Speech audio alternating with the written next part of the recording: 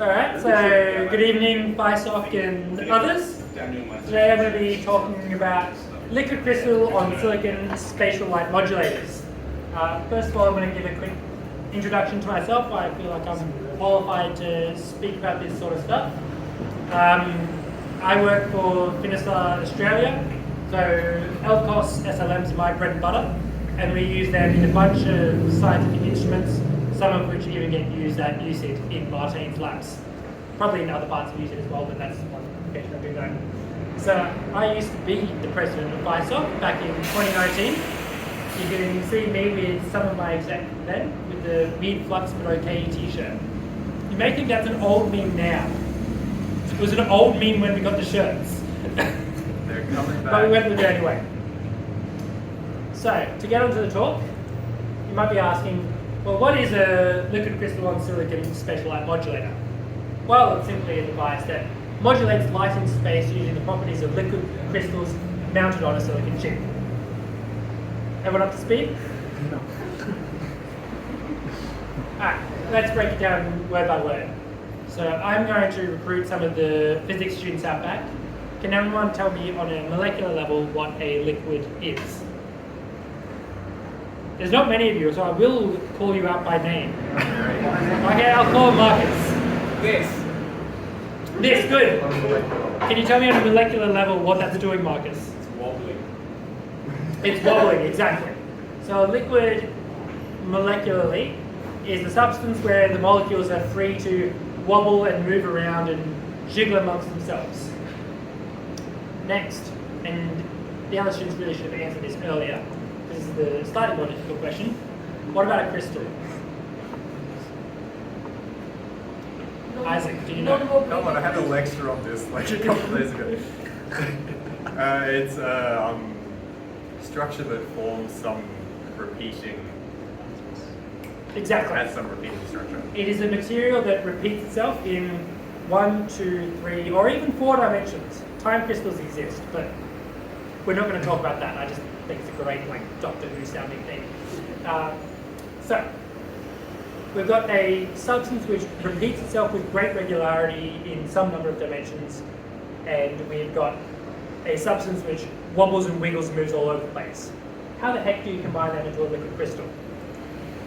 Well, you put them in a structure which is kind of arranging itself in 3 dimensions, but also it's free to move around just a little bit. Example of it might be like a lineup for buying a beer. You're technically all in the same order, but you can move around and wiggle a little bit while you're standing there. So I'm going to give a quick explanation of what a liquid crystal does on a molecular level. So what an LC molecule looks like? It looks like this. It's a nice long chain kind of molecule, and it's got a single free electron. And that electron can move up and down that chain, which gives it some nice properties. And these properties are the properties that we use and abuse in our liquid crystals. So actually I'll go back one slide actually. So this is basically a microscopic wire, and it's got an electron that can move around. So if I put a voltage on that electron, pointing in that direction, can anyone take a guess at what's going to happen to that electron? Moves up. Exactly. The electron is going to shoot up to the top of that. And if we put a voltage pointing down, the electron is going to shoot back down. So this is the first key property that we can use, is we can control the orientation of the molecule itself by applying a voltage to it. Because if we apply a voltage to the side, that electron is going to pull the whole molecule to the side, like I'm grabbing a rope.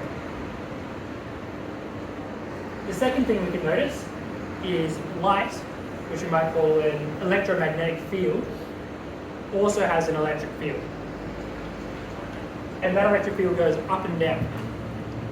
So as light passes up and down along this molecule, that electron is going to race up and down and move in sync with that electric field.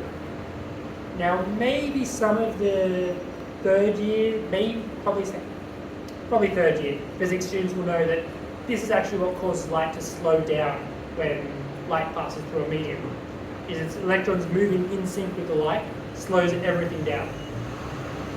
And slowing light down is what gives us the ability to bend light. I'll touch more on that later. Now the various student of you might have noticed that, okay, polarized light only goes up and down in one direction. What if the molecules to the other side? Well, the electron isn't able to jiggle up and down because it's stuck in the wire. So that electron isn't going to rotate. So it isn't going to oscillate. So what we've got in this molecule is a substance which light can go faster when it's traveling in this direction than when it's traveling in this direction. This gives us some very nice properties. Because what happens is, as we apply a voltage to this substance, we can rotate that liquid crystal around. And as the angle points more and more towards the direction the light is coming from, imagine light is pointing down, the light is going to travel slower on this side where the crystals are pointing in the horizontal direction than it is on this one where the light is pointing vertical. So, we've explained what liquids mean, what crystals mean, and what liquid crystals mean and why they're useful. So the next two letters is on silicon. All that means is we put it on a silicon computer chip. And what that means is that we can apply a voltage anywhere we want in 2 dimensions. So we've now got a chip where we can control the speed of light at any point that lands on it in 2 dimensions. And the way we actually build the darn things is we put that silicon chip down, we fill it up with our liquid crystals, and then we line it with a thin layer of plastic which we brush so that all the crystals are pointing in the same direction. After that, we put a indium tin oxide layer on it, which indium tin oxide is just a really cool material. Has anyone heard of it before? Maybe in that side? No. Indium tin oxide looks like glass. You can see right through it, but it's conductive. So we can apply a voltage to that side and a voltage to that side, and we can control the angle of the light. The angle of the liquid crystal, which controls the speed of the light. And then we just put a piece of glass on top to protect it. So, we've got 4 letters in, 3 to go. So we know what a liquid crystal is, and we know why it's interesting that we put it on silicon. But why might we want to modulate the speed of light in space? Well, when you control light, so when you control the speed of light, you can actually steer it. That's how these glasses work. So if you've ever driven a car, you've gone through a puddle that's just been on the left wheel. Has anyone had this happen before? Right, you, Lucas, what happens when you go through a puddle on your left wheel? It splashes out to the left. Yep. And it slows down the left side of your car, right? You can feel your car veer to the right. Exactly. And that's what happens when you slow down light. Because if you slow down light on one side more than the other, that light is going to steer. And that's how the lenses on our glasses work. Is we actually create a profile that slows down light in the center more than it slows down light on the outside. And that causes the light on the right-hand side to veer into the center, and same for the left-hand side. And that's how my glasses work, so I can actually see you all tonight. So what making this programmable does is we just made a lens that we can program on the fly. And there are some very cool things you can do with that. The first application is what we call beam steering. So I'm going to call on the physics table again. Eva, what does Snell's law mean? I have no idea. Ouch. No, it's okay. So Snell's law is what I just described before. Light slows down when you enter the medium. When you enter a medium that slows it down, it will change angle. So what beam steering is we apply a phase profile that's shaped like a triangle. It's going to slow down this side more than it slows down this side, and it's going to cause the light to bend out to the right. So if we put this structure and we repeat it along our LCOS cell, we've now got a computer-controlled virtual mirror. And this has some nice applications that beat physical mirrors because there are no moving parts to this. It's just applying some voltages to a liquid. And to prove that this isn't a completely made-up concept, here's an experiment I did on Friday when my boss wasn't looking. So I'll explain the experiment real quick. This is my laser. I put it through a telescope to make the dot a bit bigger so that you can actually see it. And I bounced it off my LCOS there. And then I had put in that pattern on my cell. And I changed the angle so that the angle becomes steeper and shallower. And you can see my dot moves right and left. So that's my proof that I'm not just making stuff up and the math says so. Nope, you can actually do it. You can see these dots that come in from side to side. The reason they're there is because I didn't bother to calibrate the damn thing. So the actual physics reason is because you see these sharp edges here? They create what we call side modes. So most of the light bounces off in the direction we want it to, but some of it's going to bounce off funnily around that corner and create these side edges, which we don't want. You can do fun math things to make them go away, but like I said, I put together this experiment in half an hour. And here's where I reveal the fact that I have a corporate bias, because we use these things quite extensively in the company I work for, PhySoc. Now, PhySoc's bread and butter is what we call wavelength selective switches. And these are devices that take in light from one input fiber, separate out all the different channels of the light, and then send it to one out of 20 different output ports.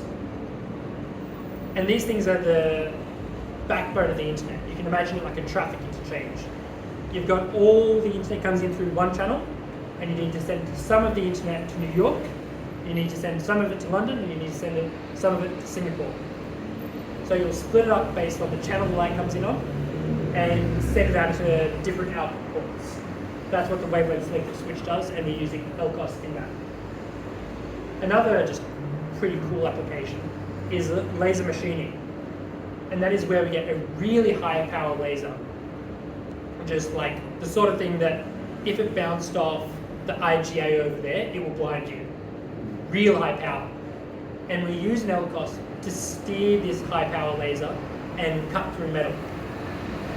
And that's something that for reasons you don't really want to do with a mirror, but you can do it with an LCOS. And the final application of beam steering is through free space optical data communications. This is a very experimental field, one that I plan on starting my PhD in very soon. So it isn't actually in anything you can buy yet. The idea is you bounce a laser through the air and send it to your target directly. And you can use an LCOS to steer this beam where you want it to go. And you might do this to do a very small level correction where if you had a physical mirror with a motor, turning that motor will knock all your system out of alignment. So having a system with moving parts might be useful. The next cool application is what we call dispersed wavefront correction. And this stuff is like straight out of a spy movie. So if you've ever seen frosted glass windows, if you're a complete nerd like me, you might have thought, how does the light get through that thing, but I can't actually see through it? And the reason that is what a frosted glass window is you paint it with a substance that slows one bit down more than the rest of it. And you do that over your whole mirror, and what happens is your image comes out completely disrupted. All of it's out of sync and interfering with itself, and you can only see a smudge on the other side. But you might remember that that's basically what my LCOS is doing, right? I'm slowing down some parts of the light more than others. So, what if we use the LCOS backwards to undo that scrambling that my frosted glass window has done? This is an idea that researchers in Israel did 11 years ago. So I'm going to show you some photos of what the technology could do 11 years ago that they revealed publicly.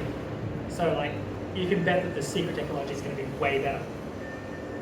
So I'm going to show you a frosted glass window and what happens if you bounce the light through that frosted glass window onto an SLM and onto your camera. How wild is that?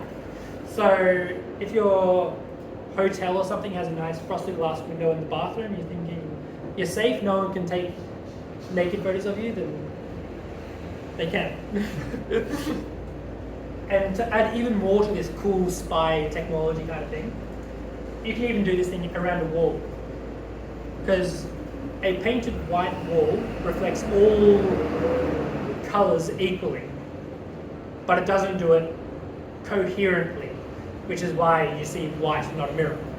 The mirror does it coherently, which is why you can see the image on the other side. So what they did is they used the LCOS to undo all that incoherence introduced by that painted white wall, and they can take a photo around the corner. You could never see this, so this is a cool spy technology. I like thinking about it, and then I dislike thinking about it too much.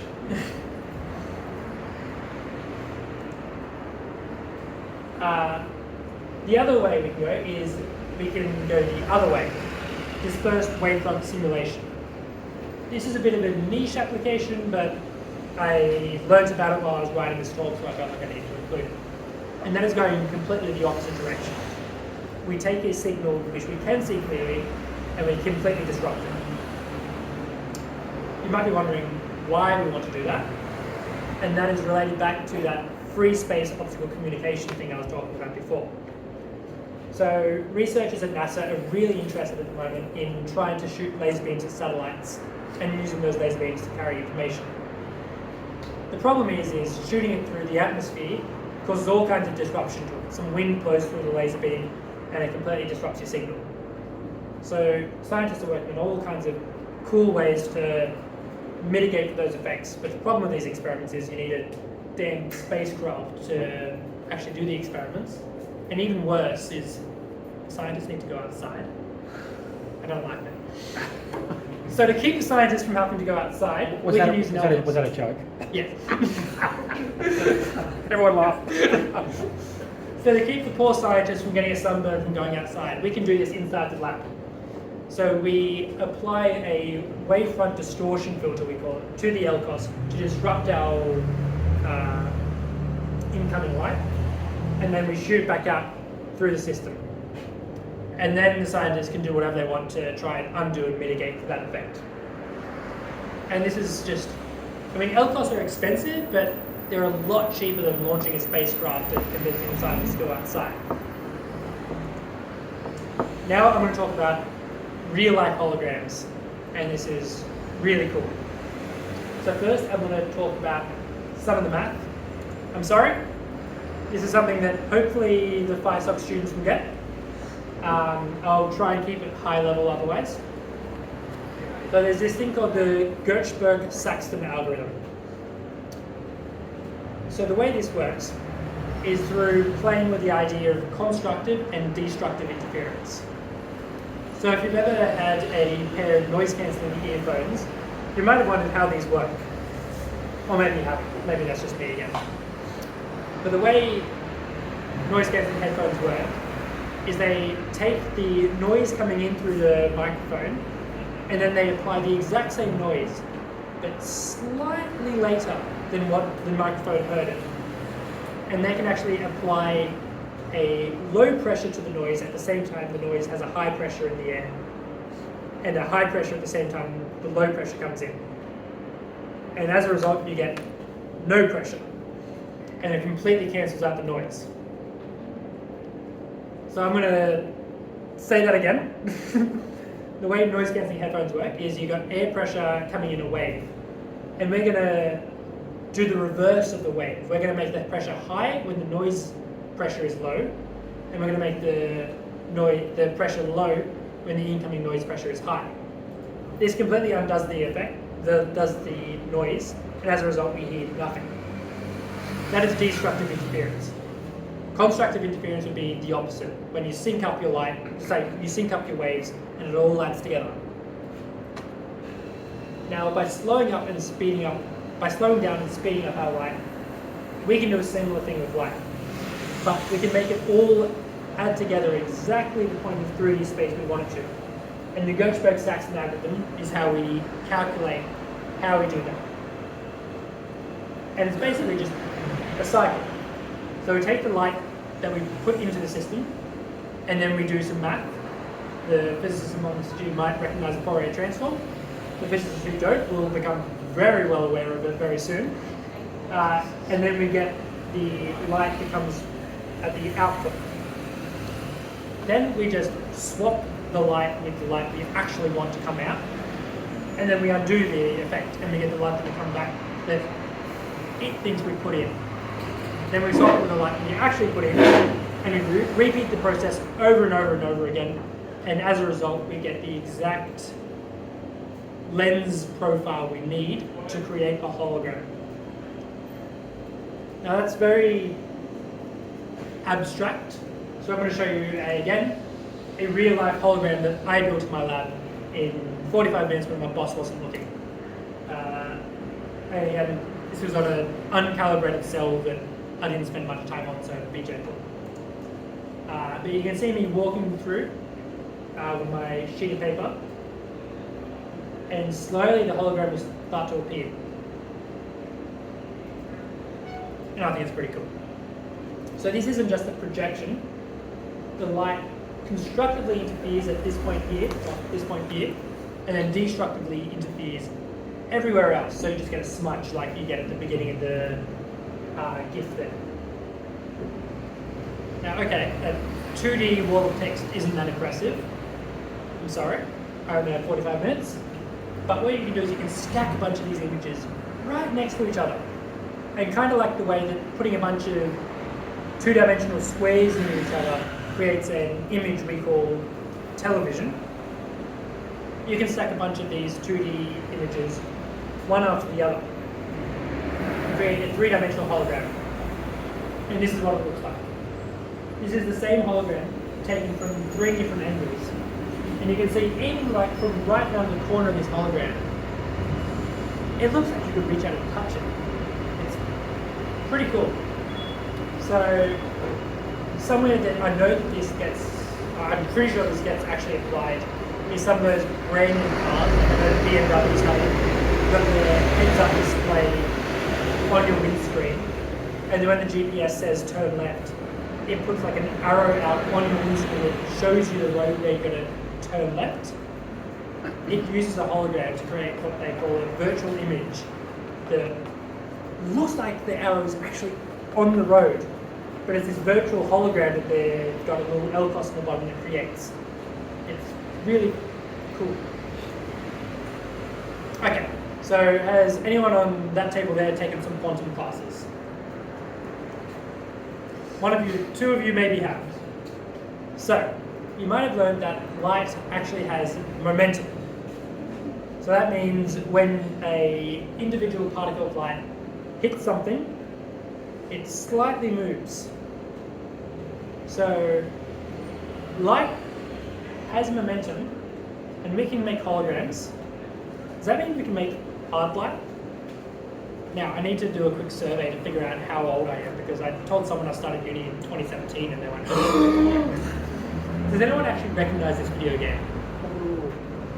Okay, good, I'm not that old yet, thank God. So this is Portal, where they create holographic bridges made out of light that you can walk across. That's where I got the idea of hard light from. So the answer to can we make hard light is yes, but only for really small things. And this we call optical tweezers. And this is something that researchers at a company called Meadowlark Optics has been playing a lot with, is you can actually use the momentum of light. You create this donut-shaped piece of light in 3D space, and using that momentum of the light, you can pick up stuff and move it around just using holograms and the momentum of light. we are talking about very small things, like individual yeast cells. But the reason that this is useful is because you can pick up an individual neuron, like what we've got in our brain, and you can move it near other neurons, and you can watch in real time as the neuron reaches out and tries to make connections with other neurons, and watch how the brain actually creates the connections that develop it. So, in conclusion, the future is upon us. We can make holograms, we can take photos around walls, we just haven't realized it yet. Also, ChatGPT is going to take over the whole world. The future is now.